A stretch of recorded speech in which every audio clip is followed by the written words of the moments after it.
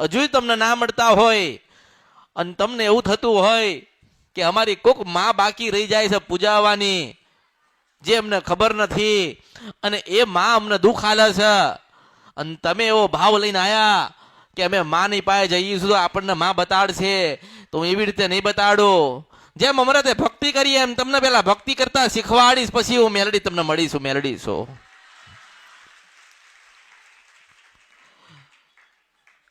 મારે તમારા દેવને મનાવવા તો પડે ને, રાજી કરવાના છે.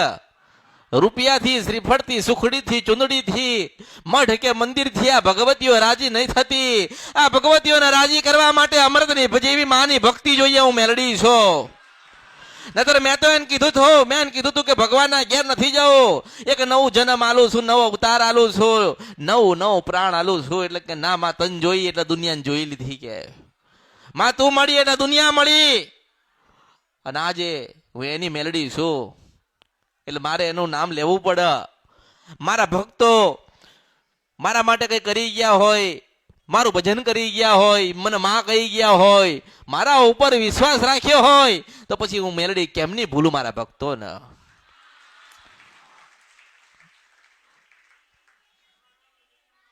તમે બધા હજારો છો, લાખો છો, હું એક જ છું. પણ એવો ભાવ લઈને આવો, એવો શ્રદ્ધા વિશ્વાસ અને મનની અંદર વિશ્વાસ લઈને આવો કે અમૃતની મેલડી જરૂરથી બતાડશે, તો હું બતાવીશ. જો તમારા નસીબમાં ફરવાનું લખ્યું હશે તો આયા પછી તમે જતા રહેશો અહીંથી. હું મેલડી છું. જો તમારા દેવ તમારા ઉપર નારાજ હોય, તમારા ઉપર ગુસ્સે હોય, તમારા પેઢીમાં એતરાજ થઈને બેઠ્યા હોય ને રિહાઈને બેઠ્યા હોય, અને તમને કોઈ દેવનો માર્ગ ના મળતો હોય, તમે કદાચ મારી જે મેલડીના શરણમાં આવ્યા હોય, તો મારે તમારી માને કંઈક તો કેવું ને.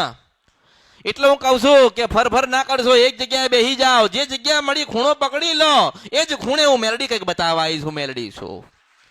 પણ એના માટે બેસવું પડે ને, બેસવું પડે. સાંભળ.